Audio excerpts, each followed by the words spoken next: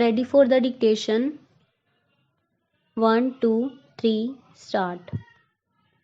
The only conclusion recorded by the inquiry officer is that since the petitioner did not cooperate with the disciplinary proceedings and that from his conduct it is clear that he does not want the proceedings to be concluded, he had no option but to record a finding that the charges stand proved. Full stop. It is trite law that even if disciplinary proceedings are continued and culminate ultimately ex parte, the inquiry officer is under a positive obligation to record his satisfaction with respect to the charges levelled against the delinquent employee with reference to the evidence based upon which the petitioner employer seeks to take action against the employee. Full stop. Even this rudimentary and settled principle was not borne in mind by the inquiry officer. Full stop. The mistake committed by the inquiry officer, as noted above, was reiterated by the disciplinary authority inasmuch as neither in the order dated 24th April 1998 nor in the order dated 30th August 1999 has the disciplinary authority recorded any independent satisfaction with respect to the guilt of the petitioner based upon the evidence or material on record. Full stop. This, of course, subject to the caveat that the failure of the inquiry officer to record his conclusions on each charge is not a flaw which could perhaps have been cured by the disciplinary authority for the first time. Full stop. Para. That leaves this court to deal with the last submission of Shri Mishra, that the judgment and order of this court dated 2nd November 1995 conferred authority upon the corporation to continue and conclude the inquiry despite the superannuation of the petitioner. Full stop. It becomes pertinent to point out here that the judgment and order of the court dated 2nd November 1995 required the corporation to conclude the proceedings within a period of 8 weeks therefrom. Full stop.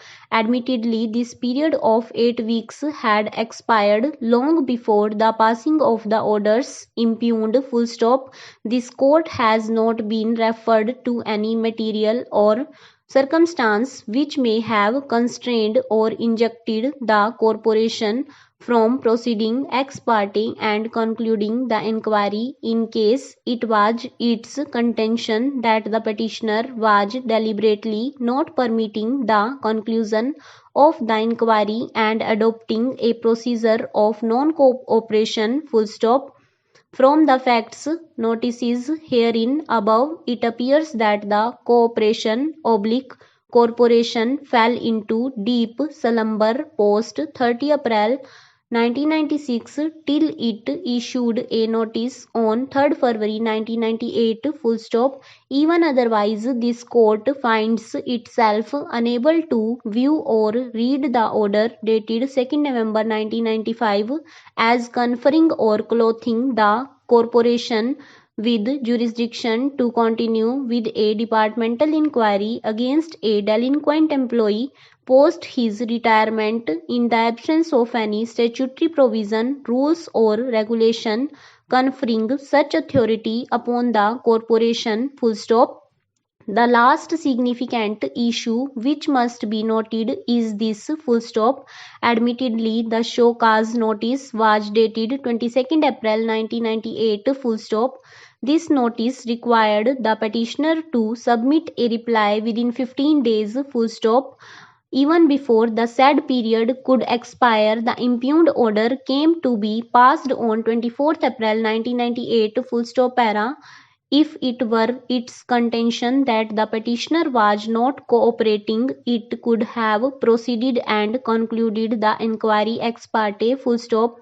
The report of the inquiry officer suffers from fundamental flaws noted above. Full stop. These fundamental flaws were not bracket start, and even otherwise could not have been bracket close cured by the disciplinary authority full stop. This clearly establishes a failure on the part of the corporation to follow due process and to act in a fair and reasonable manner full stop. The entire proceedings culminating in the passing of the impugned orders, apart from being in violation of the rudimentary and fundamental principles of fair play, are even otherwise rendered without authority of law in light of the proceedings having been continued and penalties inflicted after the retirement of the petitioner on 31st January 1998 full stop. Accordingly, and for the reasons noted above, this writ petition stands allowed full stop.